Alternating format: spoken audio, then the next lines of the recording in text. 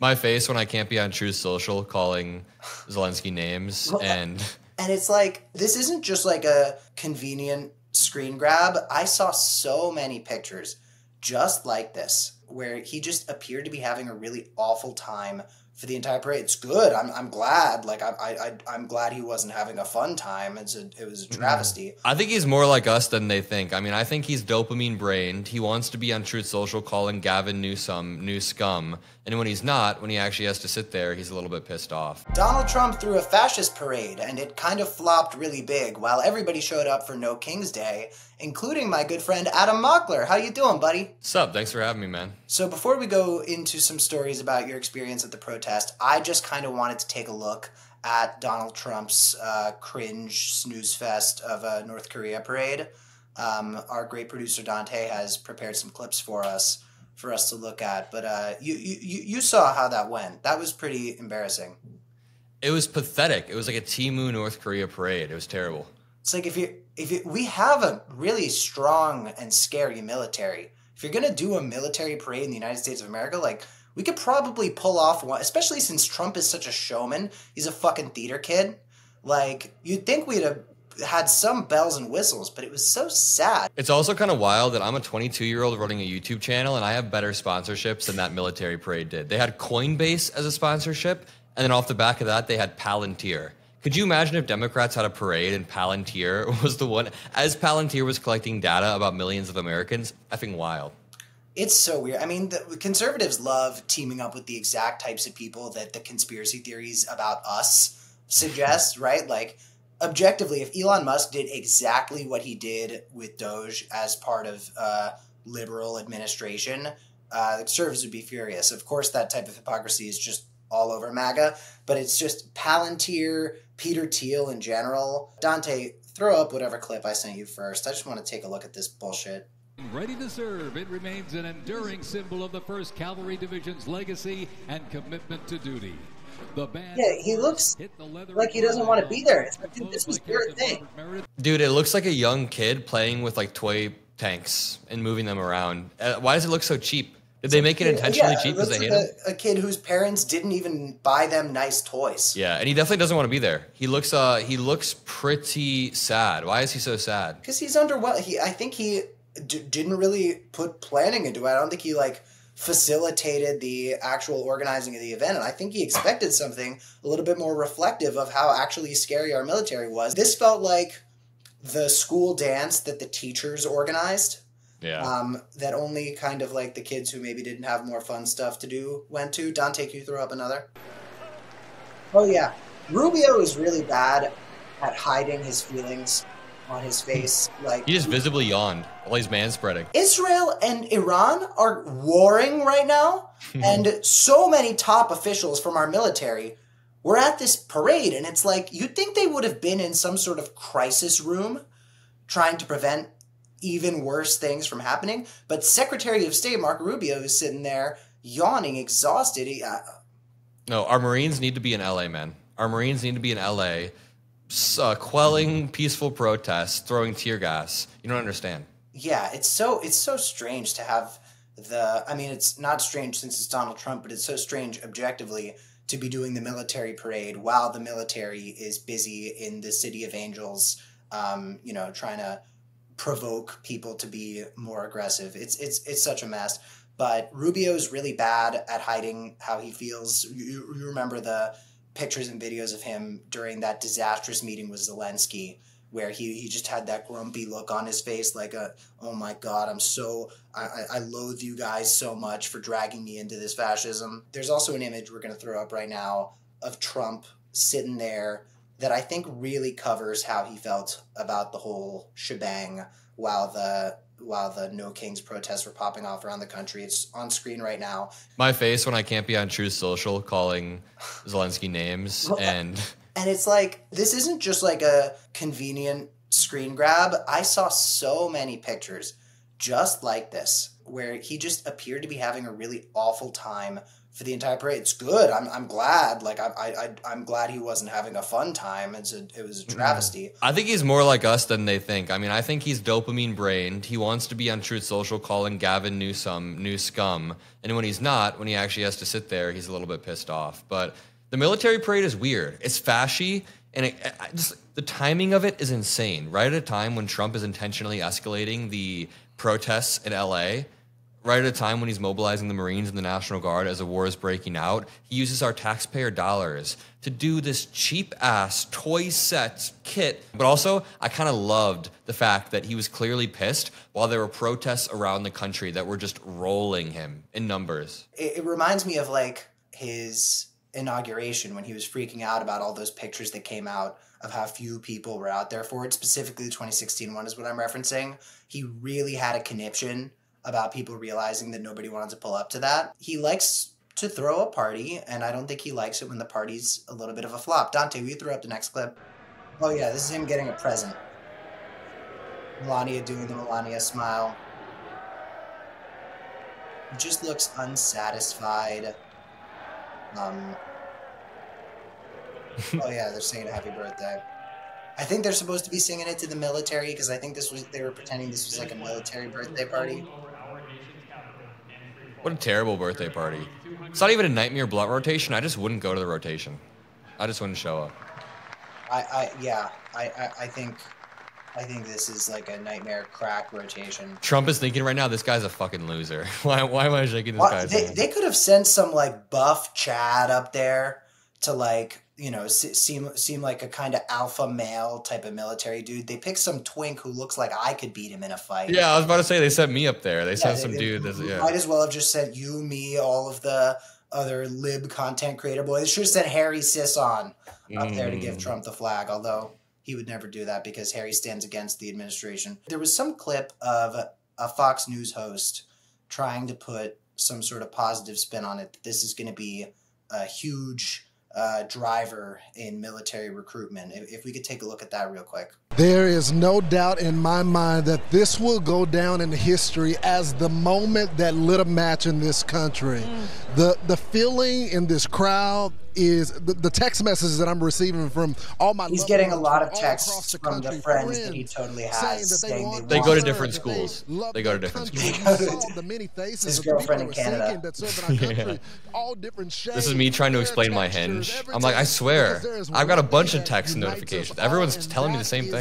I own it, dude. I own that my hinge has less traffic than Trump's military. I'm excited for what's to come for our country. Okay, I'm done with this clip. I want to play the one with the drunk lady. Did you see the one with the drunk lady? Oh, no, I heard about this one. Let me see. Let's live react. Oh, yeah. With us now is former Defense Intel Agency officer Rebecca Koffler. Rebecca, what are your thoughts tonight on the incredible symbolism and the messaging that we saw here tonight from the Commander-in-Chief on the Army's 250th birthday? I am so excited, Emily and Lucas Tomlinson. Everybody, like, this is incredible. Smartest Republican, most coherent Republican on Fox News. Is back. I want to really thank all of our Army, Navy, and Air Force officers who have been sacrificing former Defense Intel Agency officer, by the way. Lives. She's fucking Hegseth wasted. Their families have been Is she wasted or just Republican? To the mission. Most of the time, probably for the past both. quarter of Let's the let century, her cook. Because of the mismanagement of the Give this lady some keys right now. The administrative states, they've been fighting these foreign wars, but with our new in chief, Donald J. Trump, they are prioritizing America first. And I want to thank these officers for all of these sacrifices and all of the hardships that their families have been doing. Lawrence Jones, you are doing, you're rocking, man. Like, you guys are fair. Lucas, thank you. I want to thank Someone's saying into their earpiece right now, change the fucking subject. Rebecca, thank you, and thank you for your service. They just cut her off. That was bad. I think she was fine. I would let her drive me. Dante, we have more clips, right? I feel like I sent you a bunch. There is no earthly force more powerful than the brave heart of a U.S. infantryman. Oh yeah, that was Trump dementiaing the word infantry. There's no braver force than the infantrymen. He's also just like an infant. He's got an infantile vocabulary and view of the world, and it actually annoys the hell out of me. Anytime he talks about our troops, is disrespectful. Remember on Memorial Day, like a few weeks back, when he posted, "Happy Memorial Day" to all the radical left lunatics destroying the country. He can't even be serious for a second to respect our veterans. Yet, like, whenever I'm on a show like Piers Morgan, they always virtue signal and say, Biden allowed 13 soldiers to die in Afghanistan, which of course is very, very sad, but I don't want to hear that coming from Benny Johnson after he reposts the Memorial Day post that Trump sent out. It's just annoying. It's annoying as if Benny Johnson, as if these fucking right-wing content creators care about the vets while Doge... He takes money from Russia. Russia has bounties on the heads of U.S. vets. It's just gaslighting. And like, you know... The DOGE, which they're so excited about, I try not to call it Doge because I don't want to play into Elon's hand. I know he's so fucking amused by it being called Doge, so I try to say DOGE. They're cutting veteran benefits. I feel like it's so repetitive at this point to call this shit out, but it's like, what are you supposed to do? Yeah. And another thing that's repetitive is taking something Trump does and talking about how if Biden did literally exactly that, the right would freak out. But if Biden said infantrymen instead of infantry, there would be an ad running with a bunch of infantrymen talking about how Biden disrespected them. I always talk about this, and I point out how repetitive it is. I go, I know this talking point is trite, but please imagine if President Obama took a $400 million jet from Qatar and then posted a photo of himself as the Pope, and then off the back of that... I don't even know, called a governor scum. Imagine if Obama in 2014 called a governor scum. This would be in the news cycle, not just for a week, for months. Yeah, Trump does this every single day. Imagine if Kamala Harris right now did that. She should. Like, respectability politics is holding Democrats back so much, and I don't really know what to do about it exactly, because some of the Democrats I see who do break out of that get so much shit. Like when Jasmine Crockett starts getting real with people and talking real shit, you know, people on the left and right come after her. Yeah, it's rough. We need to be edgy. We need to be punchier. I think Newsom has been doing a good job at that lately. Newsom has been trolling Republicans on Twitter. He's been punching back. Jasmine Crockett's a good political knife fighter. I think we just need to let go of the people who will be mad no matter what and kind of finger wag. Like Jasmine Crockett could say the most perfect burn ever, and people on the left will inevitably be offended and say, you shouldn't have said that. We need to let that go and start appealing to the normal people. Like, if we ever want to win back young men, we have to be a little bit edgy. We can't be so risk-averse and so fucking finger-waggy all the time. Like, don't you dare say that. I also think we need more mean nicknames. Yeah. But again, I don't know. There's stuff that I call for the Democrats to do, and then I see them do it, and I think it's kind of cringe. Trump can only do some of this stuff because he's so shameless. So incredibly shameless. But I think Democrats can still be punchier and not so risk-averse while not leaning into the cringe of it. Yeah, and it's tough. I don't know. It's like I say we need more Democrats communicating with people online, but then certain Congress people who shall remain nameless like act like they're content creators, and I see their stuff and I'm like, kill me.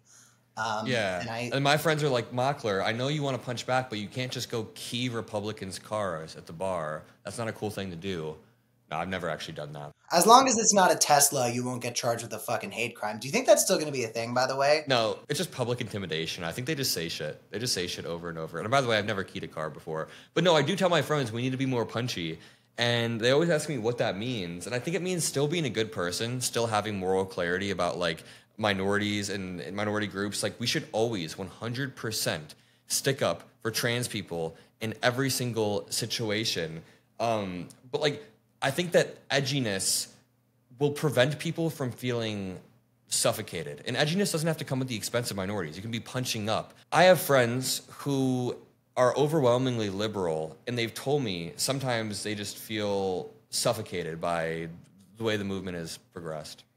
Well, I don't know. It's like, I'm a big Newsom hater. Obviously, I've been very impressed with how he's been handling things as Trump has attacked California so brutally. I think Newsom has stepped up and done what Newsom should have been doing all along. I tweeted something like, I much prefer arrest me Newsom to Charlie Kirk, my son is your biggest fan Newsom. But, you know, looking at him for a second, he is punchy. He can be edgy, but he's also throwing trans people under the bus. And I'm like, there's nothing edgy about doing that. Like, it's not counterculture to throw trans people under the bus. Throwing trans people under the bus is the culture. That is the norm in this country. That's what people do. Like, standing up and advocating for them is what it is, you being a rebel. It is you being a fucking dark horse who does what they want. You see this thing that's going on with Zohran, where Zohran Mamdani is a Muslim guy who doesn't attack trans people, and he is surging in the polls in New York City riddled with Islamophobia.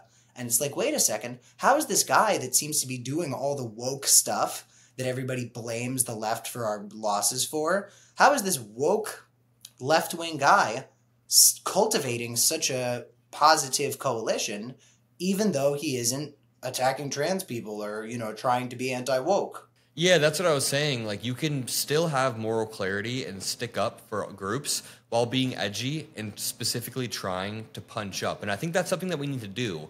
Or be edgy in favor of these groups. Like, you know what I would love to do is be edgy against the Russian government and Vladimir Putin and people who support the invasion of Ukraine. I think being like a dark, woke warrior for democracy is solid, while saying equality is the way to go. Yeah.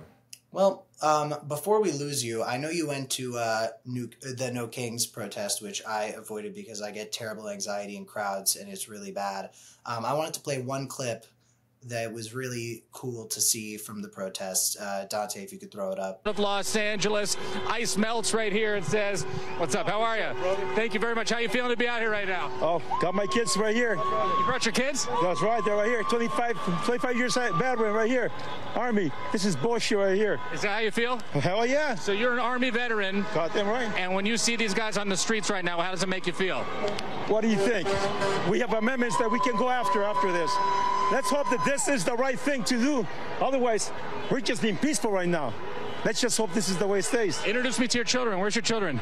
Chad. I love it. What a fucking alpha. Yeah. What was your experience? I know you posted a bunch. People should go check it out on the Adam Mockler channels and social media stuff. But what was your general takeaway from No Kings? You were in Chicago? Yeah, we did a live stream in Chicago. We peaked at 37K watching, which was insane. We were walking around with a backpack, live streaming, interviewing people just like that. And dude, it was amazing. It was motivating, energizing, and the vibes were great. Now, I've been to like 50 different Trump rallies. I built my career off of debating Trump supporters at his rallies in a very respectful way. So it's always nice to be in kind of like home territory and not always be a little bit on edge, like I'm going to get socked from behind. So it was sick. We got to meet a lot of fans. And I want to point out the dichotomy between the Trump rallies I would go to and the No Kings protest, because the Trump rallies, while the people are nice on an individual level, they'll always say something like, we need to deport them all, get them all out of here. I don't really care, just get them all out. But when I'm here at these rallies, the No King, people had flags with like hearts on them and a sign that just said like, love thy neighbor. And honestly, it was more Christian than any Trump rally that I've been to, and the beliefs or the core thesis of like what the people were trying to say. And it was solid. Very, very peaceful. Everybody had a forward-looking message, and it gave me hope for the midterms. It gave me hope that millions of like-minded people across the country are still mobilizing to have their voices heard. And I think Trump kind of unintentionally or intentionally sparked something like this. Have you ever heard of the Barbra Streisand effect? I reference the Streisand effect on fucking FY Pod all the time. I love the Streisand effect. People Streisand the fuck out of each other. You know what I mean? I feel like this protest was an example of that, where the No Kings protest wasn't really like a huge deal. It was kind of gaining traction. And then Trump got asked about it in the Oval Office, and he said some dumb shit. He was like, we're going to come down very heavy. And then it started to go super viral, and he kind of Streisand affected it. It was solid. While I was there, I loved meeting everybody, a diverse amount of people, both in age, in race, in gender. It was just people from all age demographics there, which was amazing to see. And I really do think the optics of people holding these signs that said love thy neighbor with American flags and Mexican flags, I think it was good. Because then that signals to other Americans, people who don't really pay attention, that, hey, these people seem to love America just like me. Maybe they actually have a point or something that I should listen to. So overall, the optics were great, the vibe was great, and I think we should be doing more of that. That's what democracy in action. That's why it's important, everybody, to inspire so much hope that they can't cultivate enough fear to stop us. Adam Thank you so much for talking to us tonight. Everybody go follow him or whatever the fuck you want to do. And we will be talking about more important, pressing matters very soon. Thanks so much. Thanks, brother.